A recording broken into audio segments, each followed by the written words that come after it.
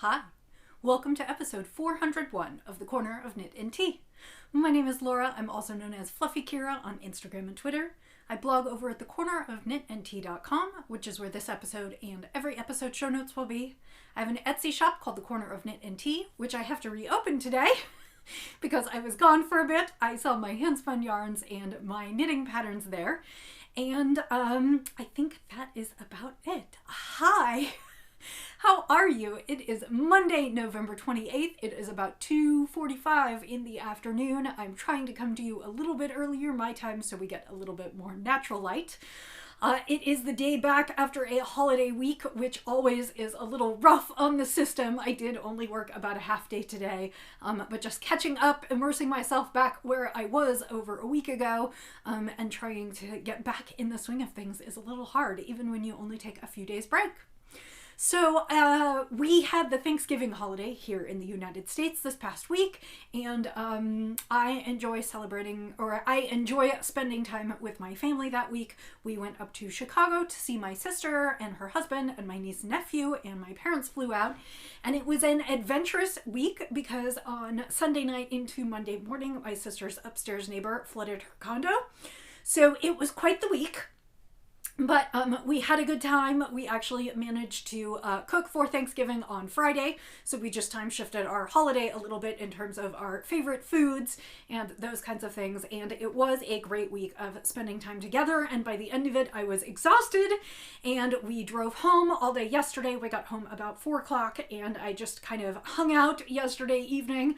And then today it was back to work for me. Wes is lucky. He took one extra day off, so he's not back to work till tomorrow. So today has just been about kind of getting back into the swing of things.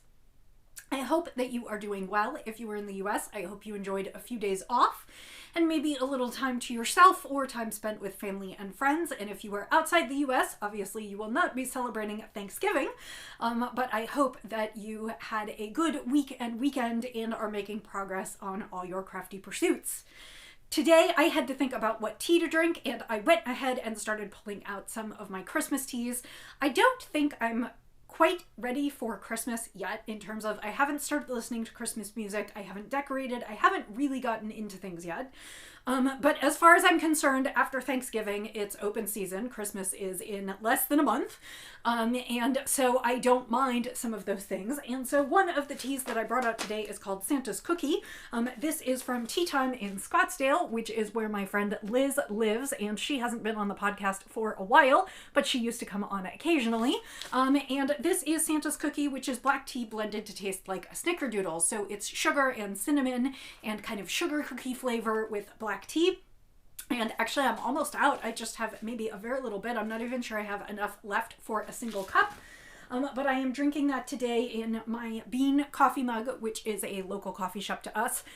So I'm mixing a local tea shop tea, even though it's not my local tea shop, and a local coffee shop to me, independent, and having a good cup of black tea mid-afternoon. My plan for the rest of the day is I have a blog post to write.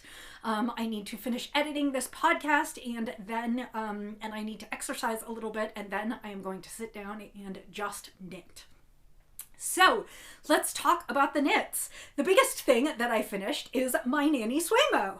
So I did finish this while I was on my trip. I should say that it does not officially count because it is not officially 50,000 stitches. I am never eligible for prizes. I do not choose my sweaters based on the number of stitches. I was sure this one would not count because it's not a long sweater, and it is knit up at a not super loose gauge, but not a super dense gauge either, and it's a DK weight sweater.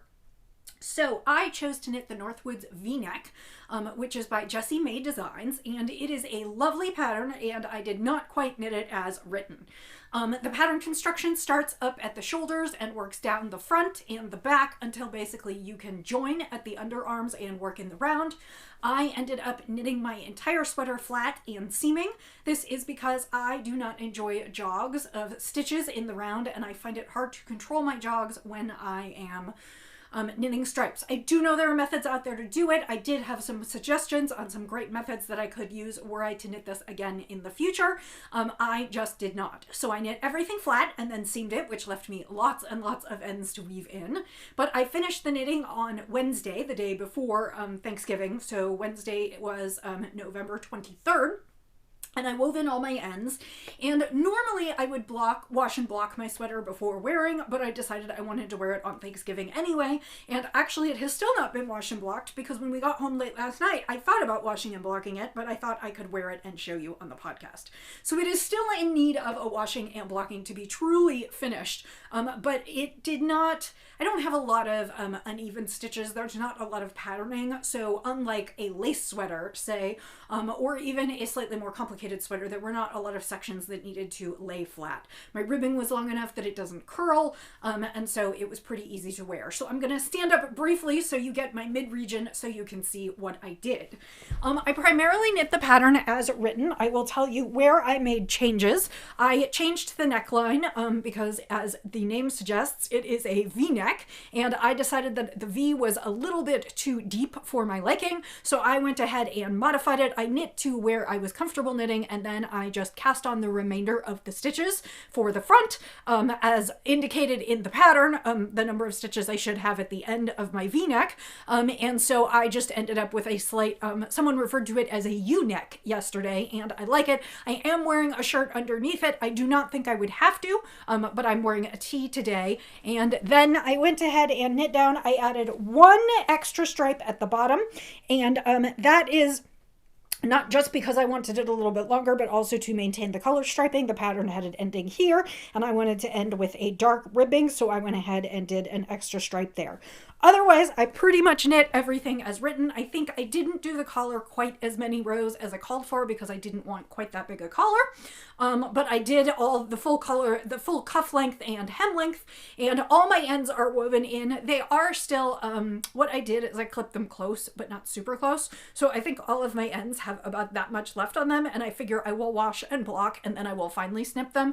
The reason that I do that is because sometimes they pop out if you snip them super close, and then when you block it stretches a little bit, so I like to leave myself a little room. So you can, yeah, you can see like right here I have these ends. All my ends are woven in, but I didn't snip them quite at the fabric because I wanted to go ahead and wash and block, and so I'm going to do that this evening. But it is finished. Another successful NaKniSweMo in the books, and I am going to live in this sweater this winter. It is knit out of K-Nerd String MCN DK in two colorways. It is the Sugar Maple colorway and the Sexy Times colorway. Sexy Times is the dark pink, and Sugar Magnolia is the white speckled. And basically, when all was said and done, I had one skein left over of the Sugar Magnolia speckled, so basically it took me 5 skeins at 231 yards to knit this, so that would be 1,150 yards to knit this top the way I knit it. And of all the other colors, and particularly of the Sexy Times, I have just little bits left over from my previous balls, so I really have almost nothing. I will save these 2 bits probably just in case I ever need to do repairs. Actually, I'll probably just save all of these in case I need to do repairs, and then I have a single skein left over for something fun. It might one day be a hat for Roxy or a hat for me or something else, but I did not end up breaking into it. I did wind it before I left just in case, but I did not end up breaking into it. So that is my NaKniSweMo sweater. I hope you I was going to say I hope you enjoyed watching me knit it, but that's just weird. I enjoyed knitting it. I would recommend it, and I am really pleased with how it turned out. I think I'm going to live in it this winter because it is just super soft and squishy and tons of fun. So that was my big finish for the week. I did take another project in progress with me, and I made very little progress, but I'll be able to show you a little bit. You'll be able to see a little bit if you watched last week's podcast, and that is the shawl that I am working on. And actually I'm in the middle of a row because I stopped last night when we got home from our car trip, but I worked more on the Snow Mantra shawl. So this is a shawl by Svetlana Gordon, and it features lots of increases and decreases creases, I-cord, short rowing, just all kinds of things. And I am in the final vestiges of the pattern, and I believe I am on the third to last repeat, but I think I'm probably only going to do this one and one more. I think I'm not going to be able to get the final repeat. The small amount of progress that you can see is I basically knit through almost all of the brown section. Last week I had quite a bit more of the brown section left, so now I just have this little bit left, and I just need to see, I have not knit the I-cord for the section that I am currently knitting, so that will still take up quite a bit, and I think I'll have enough for one more full section, and that might be it. Actually, at the end of this section, I am going to weigh what I have left and then knit the next section and see how much I have left after that, and we'll see if I actually have enough to do the final. So I am closing in on the home section. I will say at this point it's just a slog. I have about 700 stitches per row, so it's just taking a long time. I did not work on this much while I was gone. This was basically my car project yesterday, and I did take a nap in the car yesterday because I was tired, so I did not work on it all day, but my plan is to try and finish this one this week so I can send it off to the photographer. So this is going to be my focus project for this week. I think it's going to be absolutely lovely, and it is, I don't know, I just noticed something weird, but I think it's okay. And this one is almost done. It's going to block out to a really nice, generous size, and I think it will be fun. This looks complicated. It is not nearly as complicated as it looks. However, it does take time. So I will tell you that if you are at all interested in this. It basically is, you basically repeat yourself X number of times through the pattern. I'm not giving away quite how many, but all the sections are almost the same. So once you learn how to do the increases and decreases, which are fairly standard but have a few catches in them, there is one short row where you're just going back and forth between the colors, one kind of row of short row stuff, and then you are making I-cords every at the end of every section and then picking up from the I-cord. So it is, I won't lie, it's a little bit tedious, but it creates a really, really fabulous finished product, and I don't think this is a super difficult pattern. I guess I would probably call this a advanced beginner to intermediate pattern in terms of skill level. You just have to have a lot of stick-to-itiveness if you want to finish this pattern. So hopefully this will be, you will only see it one more time, because my hope is I will finish it and get it blocked, and then I can show you next Monday and send it off to the photographer, and we can all move on. So the final thing that I cast on this weekend while I was gone is I did take yarn for a hat. I had originally thought maybe I would knit a hat to match my sweater, but I decided to do something different. I have a skein of yarn from a new client of mine, and I was interested to see what her yarn was like, and so I ordered a skein of her. This is her MSC DK, so it's merino cashmere silk. It's a 75% superwash merino wool, 15% silk, 10% cashmere. It comes 317 yards to the skein, and this is the Under the Sea colorway, and the dyer is LL Yarn Co. I am working with her doing a little bit of her marketing. And so I decided I wanted to try that out, and this is the skein of Under the Sea. It is beautiful. I think at the actual weight, it's sort of more of a sport weight, although I think it will also plump quite a bit when I wash it. So it's filled with all kinds of pinks and turquoises, and then it's also got just a little bit, and teals, and then it's got just a little bit of like orangey brown spots, and it's knitting up beautifully. I do actually need to rip a few rows. I got through the ribbing, and then I started the pattern, and I screwed up on the pattern on the first row and then tried to drop down and fix it, and I'm not super pleased with it. So I think I'm gonna just rip back to the end of the brim and start again, but this is what I have so far, and it is pooling subtly. I don't know what it will do when I get into the actual hat pattern, and I also don't mind because I think the colors are really pretty. The hat pattern that I am knitting is Rachis. I think that's how it's pronounced, or Raucous, I don't know. It's R-A-C-H-I-S, and it is a pattern by Woolly Wormhead. It is for a beanie that has kind of a chevron striping, and she knit it in the pattern, the sample that she did is knit up in a variegated yarn, which is why I thought it might work for this. I think it's going to be a subtle patterning in the chevron striping, and it's got some eyelets kind of as you make your chevron striping, but it is not super patterned, and so I think that's going to be really nice for these colors. And then my thought is I might go to my local yarn store and see if I can get either a pink or a teal pom-pom to match, like a faux fur pom-pom. So I think that's where I'm going with this one. And I will maybe make some progress before next week. I don't know whether I will. This, again, is just sort of I wanted to pick up something quick. It will be a nice kind of pick it up, put it down project, roundy. And so that is what I am knitting. Again, that is LL Yarn Co. Under the Sea in her MCS or MSC DK. And I am knitting Rachis by Raucous by Woolly Wormhead. I really should figure out how to pronounce that. So that is what I am working on right now. The final thing that I wanted to show you is I decided that December is for finishing. And actually I wrote a blog post about this on another blog that I write for. And my goal is to finish up my, so every year I pick a certain goal of books to read. And I picked 50 this year, and I am 5 away from my finish. And I have 7 books that I have started this year and am in the middle of somewhere and would like to finish. So my goal is to pick 5 of those and finish, and some of them are closer to finish than the others. One, I think I ran out of time on my library loan. One was kind of a heavy subject matter, so I read some of it and then kind of sat back to parse it and then got distracted. A couple are ones that I have just started in November, but basically I would like to finish some books. The other thing that I would like to do is I would like to finish some WIPs. You know, it used to be that I worked through almost every project to completion, and so I never had projects that were sitting around that had been on the needles for a long time.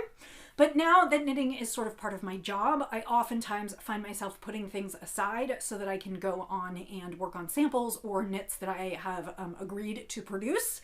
And so I end up with a bunch of project bags of different kinds of knits. And I have 3 projects that I started this year that I really would like to see to completion or just get as far as I can. So the first one that I've selected, because I really like to finish it, it's colorful, it's fun, I'm about halfway done, so I know that I can finish it, is my Painting Honeycombs blanket. This was a kit that came from Zen Yarn Garden. I knit the original sample, I think almost 2 years ago now. I knit the large blanket, and it is a pattern that calls for a semi-solid and then 8 coordinating colorways for the large version.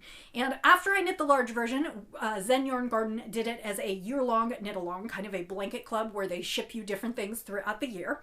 And I went ahead and decided I was helping lead the knit along and sort of teach some of the techniques, and we have kind of monthly, or I guess we met every other month to meet and chat about the pattern and show off our progress. And so I decided to do the lap size blanket, which is a main color and 5 contrasting colors, and it is much more of a throw. I can't remember what the dimensions are supposed to be. My guess is roughly baby blanket size. I would guess 36 by 36, 40 by 40, something like that. It might be a little bit more rectangular than square. I cannot remember, because at this point I have the pattern memorized because I've knit it so many times, and so I'm not actually looking at the pattern anymore. That said, it is part of Stephen West's Honeycombs series. Again, this is the Painting Honeycombs blanket, and this is the small size, and I chose a subset of the colors from the Zen Yarn Garden kit. This is not exactly how the kit is arranged. However, if you do want to knit it and you want to pick your own colors or substitute in colors, I believe Zen Yarn Garden will work with you for that. So this is approximately halfway through my version, and what I did is I picked the lights and brights, which is the yellow, the orange, the kind of petal pink, the hot pink, and then this kind of turquoisey color, and then I picked a really dark blue teal, which that's the only one that I remember the name of, because all the colors are it's not like orange or lemon or those kinds of things. She picked really nice names for them. And I do know that the, I'm pretty sure that this colorway is Norway, the dark green, kind of dark greeny teal. And so this is what I have been working on, and I am approximately halfway through the knit. So I still have a ways to go, but I really am halfway there. I'm probably, 1 to 2 feet already. And so I'm really ready to, well, I guess probably 1.5 feet, and maybe, yeah. So I would love to finish this year. It will probably join the blankets on the back of my couch as something that I can cuddle up in and enjoy. I do actually use these blankets when I'm sitting at my computer and it gets cold, which it has in the last few months.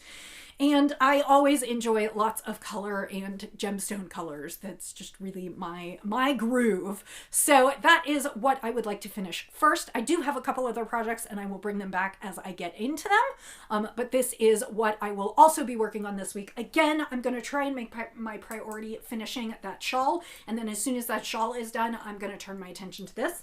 Currently, I do not have any other samples here in the house. I have a list of things that I am going to be knitting, but the yarn has not arrived yet. So my plan is to work on my projects as much as I can before anything else comes in so that I can get a few things off the needles and kind of start the year afresh with a fresh slate. And there are a ton of things that I would love to cast on. I've bought yarn with projects in mind. I really have been doing that more this year, which is kind of an interesting, I guess I'll talk about it maybe in resolutions and things I would like to do more of. I really have been buying less in terms of going out and just buying pretty yarn and more buying for projects. But it also means that I have half a dozen projects I would love to cast on and no time to really cast them on. So I have there will be lots of knitting content for many years to come, I am sure, because I am clearly sable, stash acquired beyond life expectancy. But I would like to get a few things off the needles. I've selected 3 projects this month. 2 I know for sure I can finish. And then the third one may or may not carry over a little bit into the new year, or I may actually rip it. I haven't decided. I have to think about it a little more and see what I can do. So that is kind of my plan over the next month. I will bring you those things. I will likely not cast on for too many things. I will cast on for a Christmas Eve cast on for socks. And I'm going to spin some yarn so that I can make those hand spun socks. And I also have a project that I'm going to start for next year. It's a charity project, and I might actually start it a little bit early depending on where I am in the month with things finished. And if I choose to rip the third, then I may decide to start something new. So you'll see lots of things over the next few weeks. You will not see this one anymore, and hopefully soon you will not see the shawl anymore.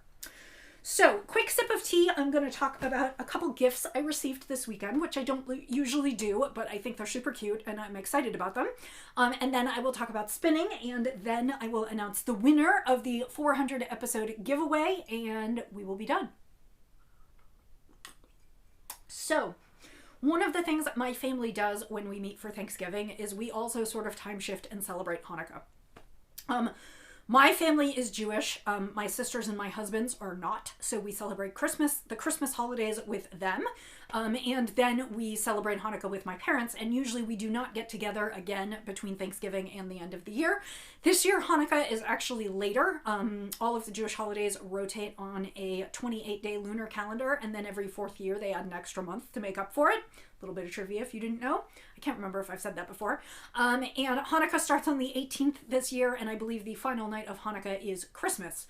So this year they kind of fall in line. But we went ahead and time shifted and had our own little Hanukkah celebration over Thanksgiving weekend. We made latkes and a beef roast, and it was absolutely lovely. And we exchanged a few gifts, and I wanted to share what my sister gave me, because it's super cute. The first thing that she gave me is she gave me this super cute sheepy project bag, and I really like this. It has lots of little things. It's got grommets so you could run your yarn through, and it has multiple grommets. It has 2 on each side, so theoretically I could put multiple colors in here if I wanted to do color work. It's got a fun little zippered pouch on the front that is lined, so I can put any notions in there. And then it's got a great little handle to go over my arm, so this is one of those bags that you could knit while walking.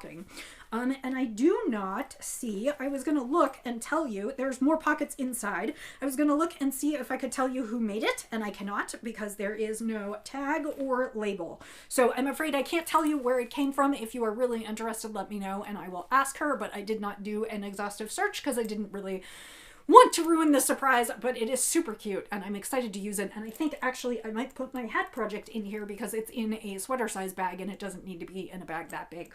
So that was kind of cute. The other thing that she gave me that I really, really enjoy, or I was looking forward to, it was on my Amazon list, is Knitting for Radical Self-Care, a modern guide by Brandy Cheyenne Harper. And I don't know if you're familiar with Brandy, but she likes really oversized textural knits, kind of bulky weight. And there are some, it's some discussion about how your knitting can be more meditative. It's building your skill set, and then it's a whole bunch of different patterns, and they're really kind of fun. This is, in some ways, the technique section is not as useful to me because I do have a lot of experience with that, but she does show lots of tips. There are just lots of tips on how to do certain things. For instance, like checking your gauge. And I'm just going to grab a few things. She's got a bunch of different cast-ons and lovely pictures in light colored yarns on needles, so you can see what you're doing there. And then there are also several patterns at the back. And it looks like there's everything from, this is the kind of wimple or hood on the cover. There is a cardigan. There is, there's like a hooded cardigan, which is here. Again, she favors really neutral tones and thick, bulky knits, and I just thought it looked like an interesting book and put it on my list, so I'm excited to read that and dig in. So that was just a little something from my sister for the holidays. So let's talk about the spins, and that will also get me into my final 400th episode giveaway winner. So I did finish a spin last night. This is the spin that I started several weeks ago. I just have not been keeping up with spinning because this month was a big knitting month. And this is a gorgeous braid from WIP by Hand. Sadly, they are no longer dyeing. They closed several years ago. But this is a gorgeous blend of purples with lots of other bright pops in there. So it is called, the name of the braid was Mer People. I think it is a superwash organic. I think it's organic merino. I do not think it's superwash. It is absolutely lovely. My guess is it will be somewhere north of, it might be more than 400 yards by the time I get done. It's spun very thin, and it's very pretty, and I will let you know that I am actually, it still needs a washing and a drying, and if this is something that whoever the winner is would like, I'm going to wait to throw it in my shop just in case it is a spin that you would like. So I do have this one available. I also have the one from a couple previous weeks, and actually they would go together beautifully other than the fact that they're different weights. It's more of a yellow, pink, and very lightly purple. But providing the prize winner doesn't select either of you, those will both go up into the shop this week.